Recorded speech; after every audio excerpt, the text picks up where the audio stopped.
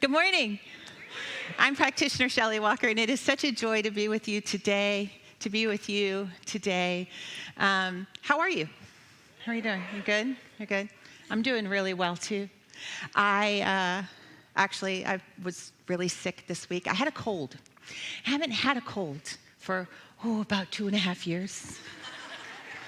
You might be able to relate. I had forgotten how awful they are. Like, just really gross.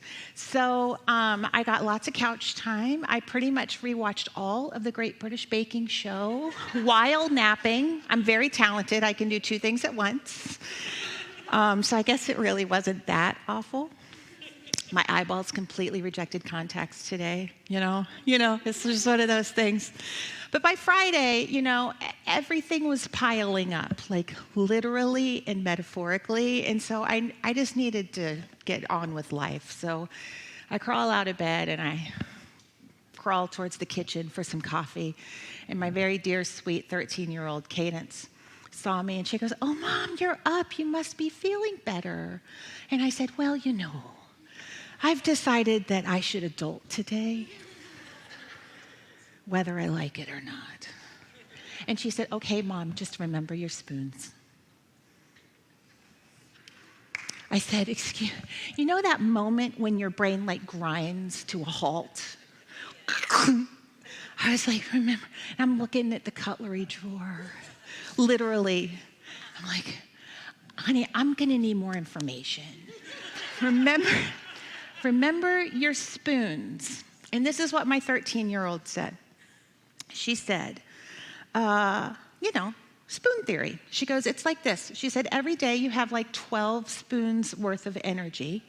And if you're tired or you have a cold, you automatically lose 3 or 4 of your spoons before you've even started your day. So you really need to be aware, Mom, of how you're going to spend your other 8 spoons." Spoon theory. She says, and then she just walks off. Spoon theory. I had never heard of spoon theory, Reverend Shannon. And her explanation, though adorable, was very enlightening to me. So I went to the trusty internet.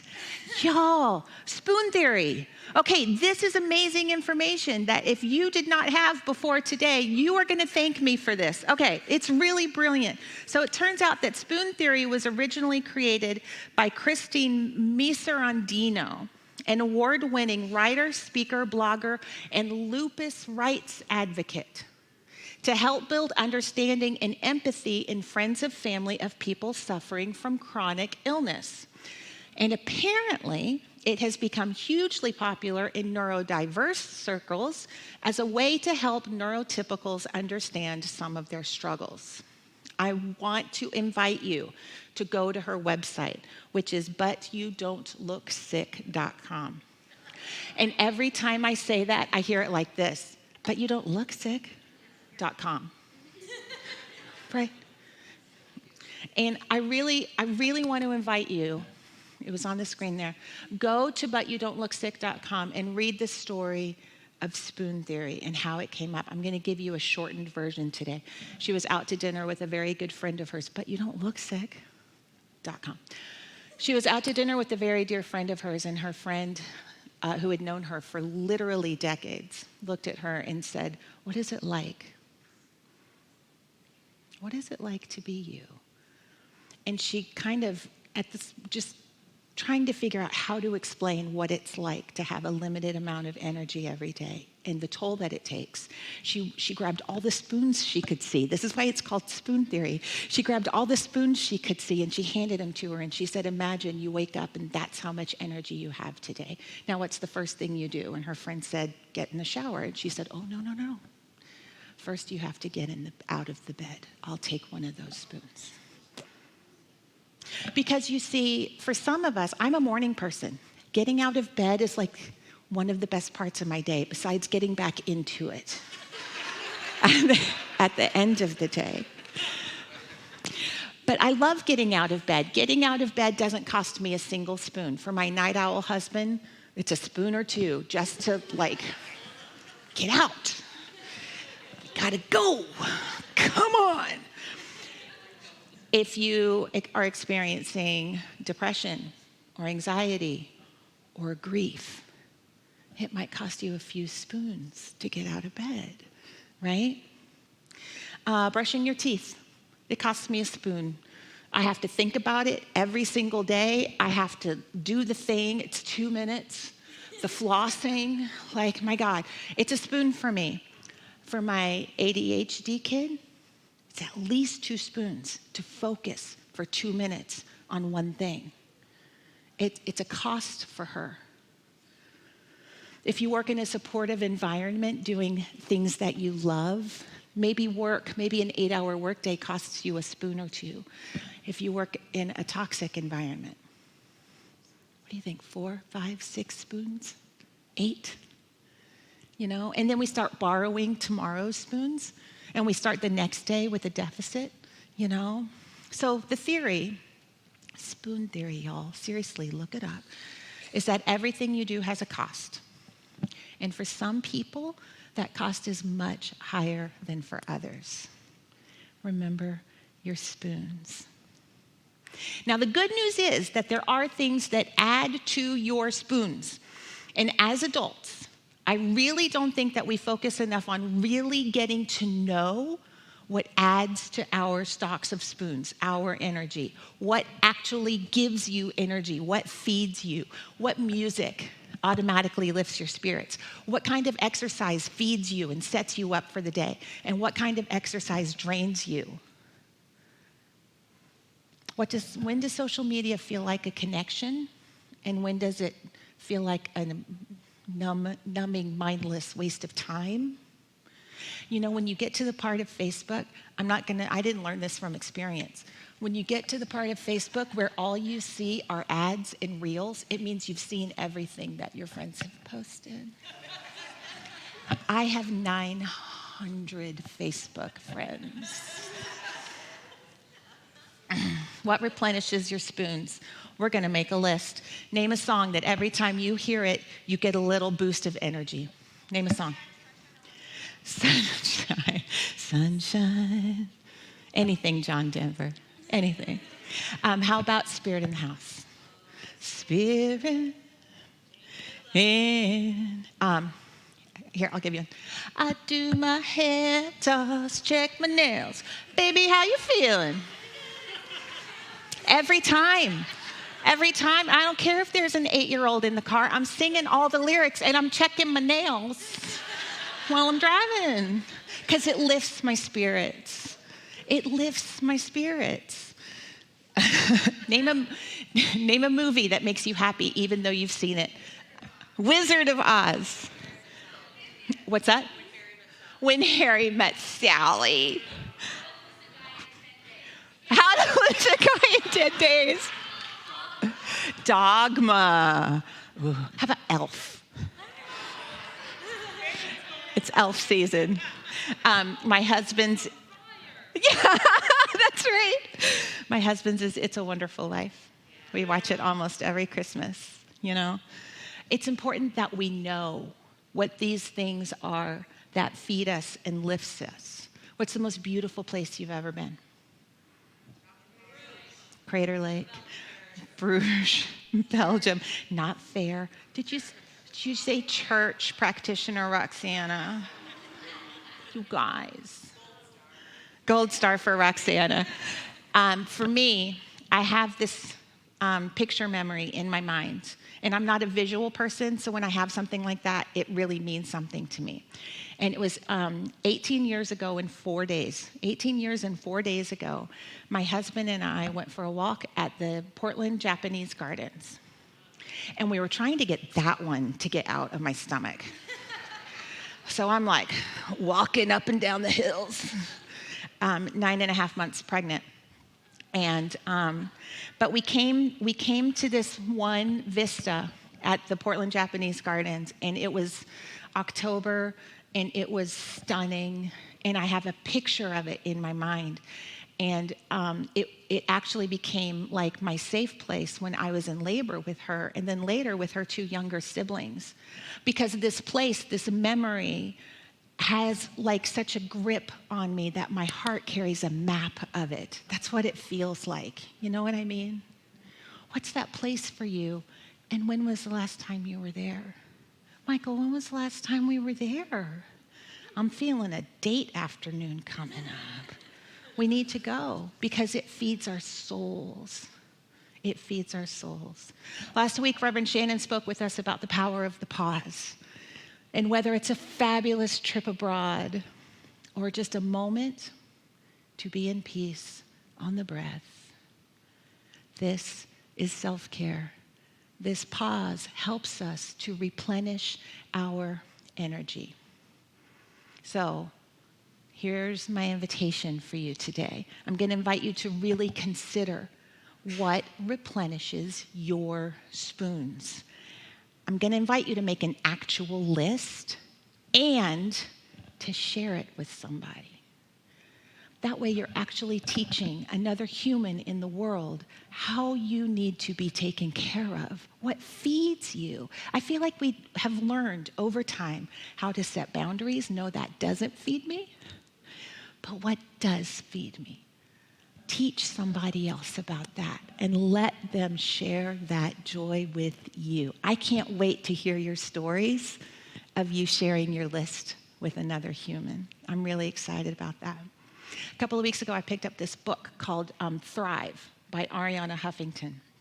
And she writes that true success isn't measured in money or wealth or accomplishment. She suggests that the people who are most successful in life basically have 4 things in common. They focus on their well-being, their wisdom, their wonder, and their giving. Well-being, wisdom, wonder, and giving. Today we're going to focus on this idea of well-being. Our spoons. We're going to remember our spoons. So I have learned over time that managing your energy really comes down to your own commitment to your own well-being. And in this book, Thrive, Arianna Huffington spends an entire chapter on the science that is showing the 2 things that most affect your mental, physical, and emotional health more than anything else. Guess what they are? Anybody? Sleep. Oh, this affects relationships. The things that help them. Sleep, meditation. Sleep and meditation. So guess what we're going to talk about? My favorite, meditation. Okay, here's the thing. I know that we talk about meditation a lot. And I know some of you are like, no, practitioner Shelly, I don't want to talk about meditation again. And some of you are like, girl, I have been meditating longer than you have been on the face of this planet. So we really don't need to have this conversation again. But we do. Because in this book of Thrive, Arianna Huffington goes through, there are pages and pages in the back of the science backing up all of the things that we talk about here, about how important meditation is for us. But I realized I'm all the time saying, time to meditate, let's meditate. Come on, what's your meditation practice? But I don't really talk about what it is. So I want to take just a minute to talk about meditation together. I want to say there are probably as many ways to meditate as there are humans on the planet. And whatever works for you, glory be, hallelujah, go for it. I can only tell you my personal experience. Oh, I also want to say that if you are into this kind of thing, there are literally thousands of free guided meditations on apps like Insight Timer. Spotify has them now. They're everywhere and they're lovely. And if that's the way that you can sit and start your day in peace, maybe a little gratitude, more power to you. For me personally, meditation is sitting. I sit and I breathe. Reverend Shannon will give you a fancy Sanskrit word for it. My word is sitting. I sit and I breathe. And I sit and I breathe. In as much silence as I can get with a husband and 3 dogs, I sit and I breathe. I sit and I breathe. And then I begin to notice. What do I notice? I notice my thinking. And boy, is it fabulous and busy sometimes. So busy. This week, oh, Lordy mercy. It was quite a time in my head meditating this week, even after all these years. But I have a couple of techniques that I use, and I want to share them with you. And both of them came from other people that I don't remember who, so I can't give them credit.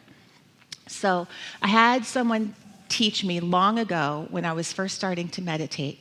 They said, when you notice your thinking, when you notice your mind running away with you, what was it Reverend Masondo said that time? It's like a drunk monkey on a runaway elephant. I can really relate to that. Drunk monkey on a runaway elephant. So when you notice that that's happening, right, they said one of three things is happening. You're either thinking about something in the future, we'll call that planning. You're remembering something in the past, we'll call that remembering. Or you are noticing something in the present, and we'll call that noticing. And so when you notice the thought arise, all you have to do is label it and then let it go. So I'm thinking about, I meditate, I sit and breathe. And I start to think about the phone conversation I need to make later. And I think, oh, that's planning. And I bring my focus back. And then I start to remember a conversation that I had that didn't quite go according to plan. And I think, oh, no, remembering. And I just bring my focus back. And there's something about labeling it that gives my mind permission to let it go.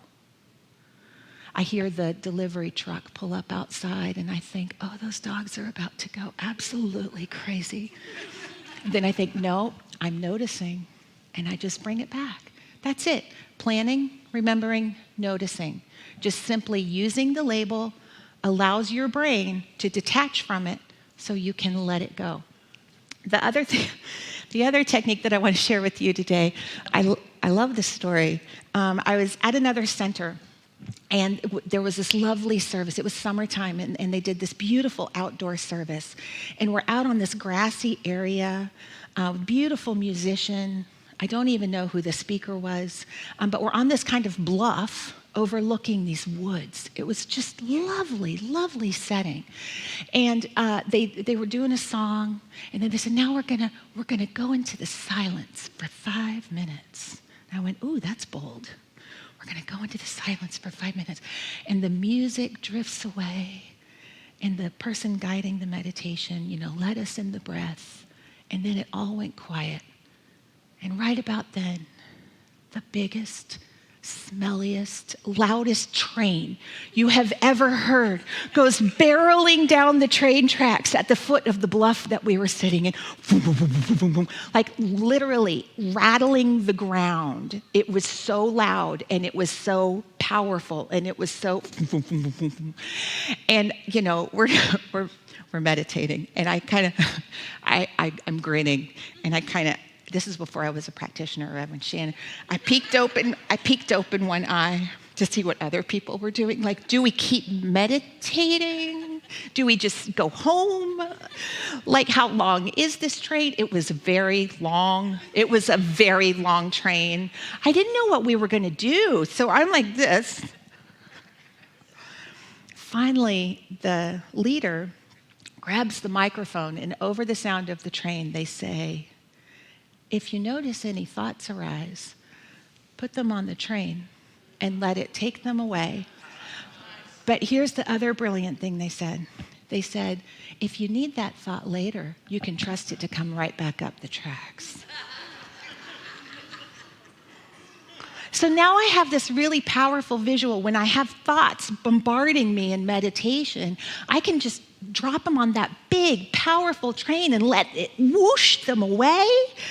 And fully trust that if they're important and if I need them later, they will come back to me. And you know what? They do. So those are my 2 meditation techniques I just want to share with you today. Labeling and train. You can also, I've heard people use like rivers. Imagine that the thought is a stick tumbling down a river. There are so many ways to do it.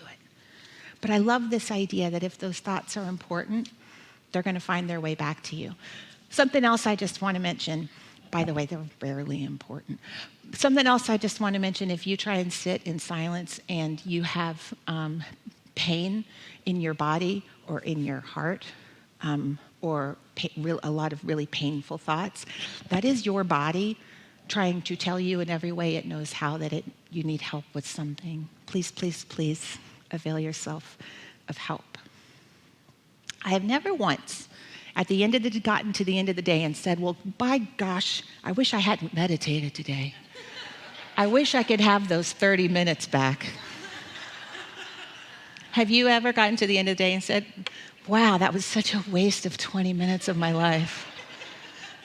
I could have been playing that race car game on my phone.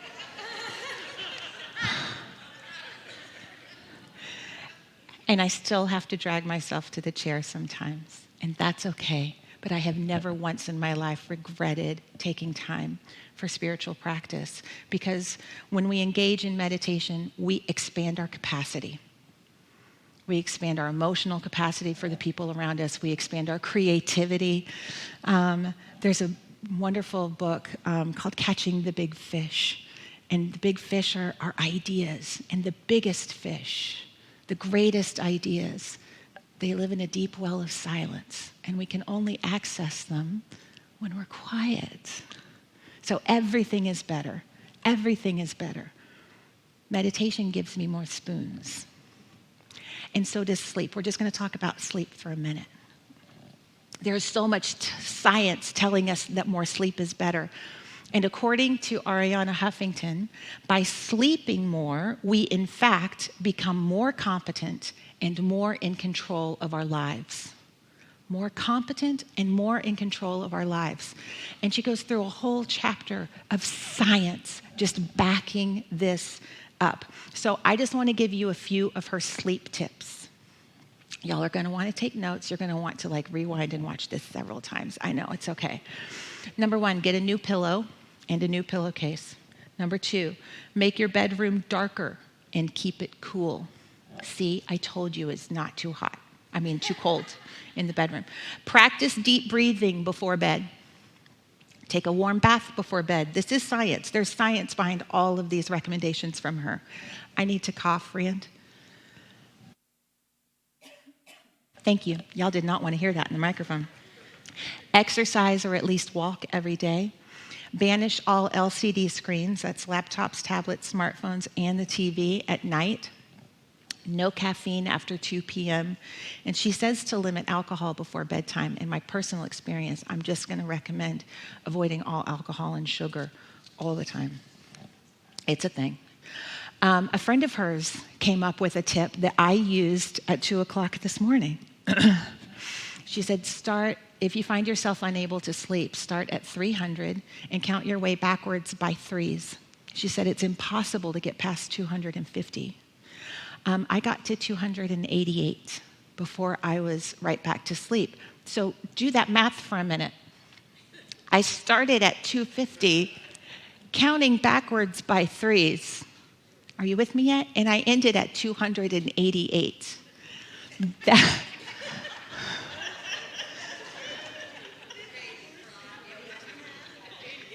You're supposed to start at 300 and go down, not 250 and go up. I don't know. Maths. I'm very smart. Listen, go home, do some research, look up the science of sleep. It's everywhere. It's obvious. You know how you feel when you are giving yourself the time to sleep, to nurture your brain that way. It consolidates your memories and oddly makes them more accessible at the same time. There's just really fascinating science about this. You know what you feel like when you wake up well rested and you have more spoons. Your well-being is intimately tied to how you treat yourself. Gifting yourself with these few minutes to start and maybe end your day, focusing on peace, on your breath, on gratitude. This gift that you intentionally give yourself by giving yourself time to meditate, gifting yourself time to sleep, feeding yourself with nutrition, not numbing foods, not comforting foods, but actual nutrition. Giving yourself the opportunity to move in ways that are appropriate for you. These things feed your well-being, and your well-being feeds your world. Interestingly, I found in my own life when I first started to give myself this time and attention and to truly make it a priority, I bumped up against my own consciousness of lack. I didn't think there was enough for me. That's lack consciousness. And that lack consciousness, it turns out, was bleeding out into every aspect of my life. It bleeds out into your bank account, into your relationships, into your mental and emotional well-being. That's what it was doing in me. You see, lack consciousness isn't this thing that's siloed off into our bank accounts. It's our consciousness. What's that saying?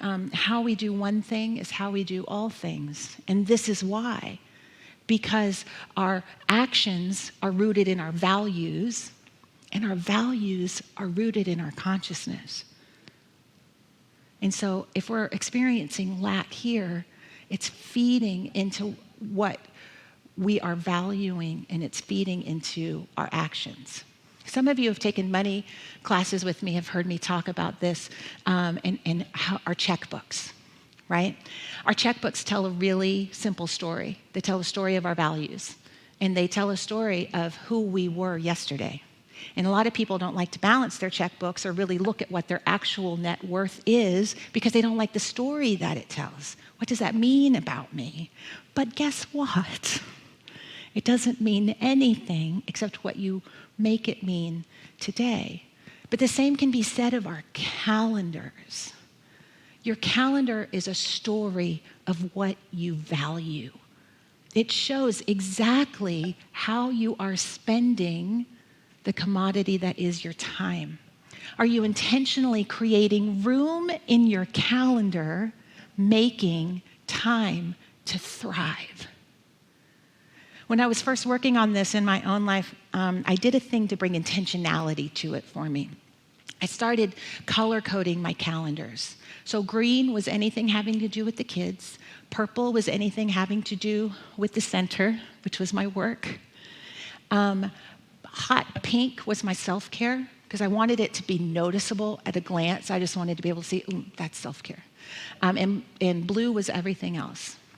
And I was working in it and having practitioner sessions around it and really focusing on this. And one day, this was several moons ago. One day, I went to practitioner class, and Reverend Shannon was sitting next to me, and she goes, "Ooh, your calendar is so pretty." And I said, "Can I tell you why?" Look at my color-coded system. And she did not roll her eyes at me because she's kind. And I explained my system to her, and with all the love in her heart, she said, "Oh, honey, you need a lot more pink in there." And she was right. I did, even though the whole point of it was to bring intentionality to how I was spending my time, I still wasn't giving myself time. That's how oblivious I was to the blocks that I had, my own inability to take care of my well-being. It got really clear to me that my values were out of sync with my actions. That is a great place to start your work. And of course, as I began to do my work on this, on my own well-being, I realized something that's really important. If spirit is infinite and everywhere present, then it must be right where I am. It's simple if-then logic. Therefore, limitless energy, limitless love, limitless peace, limitless good is right where I am in every moment when I remember that it's there. All I have to do is turn my attention to it.